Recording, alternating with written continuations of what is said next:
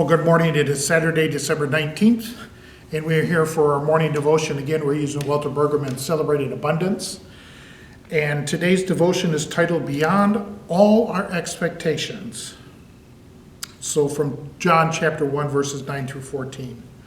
The true light, which enlightens everyone, was coming into the world.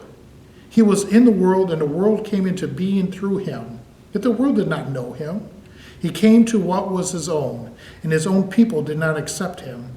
But to all who received him, who believed in his name, he gave power to become children of God, who were born not of blood, or of the will of the flesh, or the will of man, but of God. And the Word became flesh, and lived among us, and we have seen his glory, the glory as of Father's only Son, full of grace and truth. And so Dr. Brueggemann writes, there is something unroyal about him. No pretense, no ambition, no limousine, no army, no coercion, no royal marking. Wise and intelligent people are turned towards the regal. Kings and prophets want to penetrate the mystery. But the Jesus who showed up amid royal hopes and royal songs was another ilk. Powerful in weakness, rich in poverty, wise in foolishness, confounding the wisdom of the Greeks and bewildering the Jews. He is beyond all usual categories of power because he embodies the gentle, gracious, resilient, demanding power of God. He does not trifle in temples and cities and dynasties, but in the power and the truth of the Creator God. But John does not linger long over Christology. He rushes on to the disciples. You disciples, you have seen. You have known, you have been in his presence. You have been healed and fed by him. You have tasted his bread and drunk his wine. You know. You know about life rooted in the Spirit of God and not in the spirit of the ages of violence. You know about the poor and have not had your head turned by wealth and power. You know about the impulse in creation towards health, the creationally health signed in bread and wine. You know. And because you know, you keep on singing. You keep singing, you keep hoping. And because you sing and hope, you can act in freedom, unburdened, uncoerced, unafraid, and without cynicism. The song goes on. It is subversive, revolutionary song.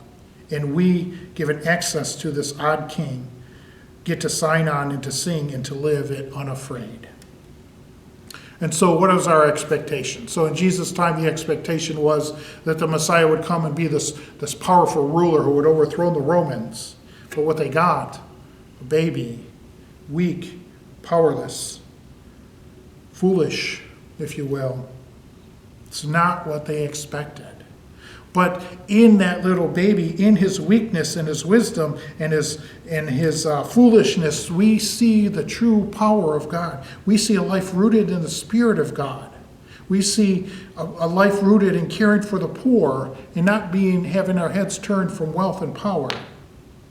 We see the power of God in the simple act of taking communion in bread and wine. Those expectations are greater than what we would have expected if a Messiah had come in the way that they expected in the first century. Our expectations talk about a God of hope. They talk about a Christ of peace and grace and love and forgiveness. That's beyond any expectation that anybody expected God to be. Yet there he was, born on Christmas as a baby, to offer us all that God has.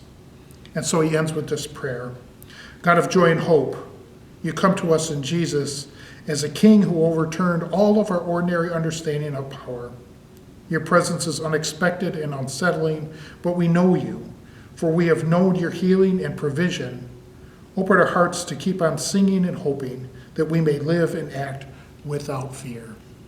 Amen.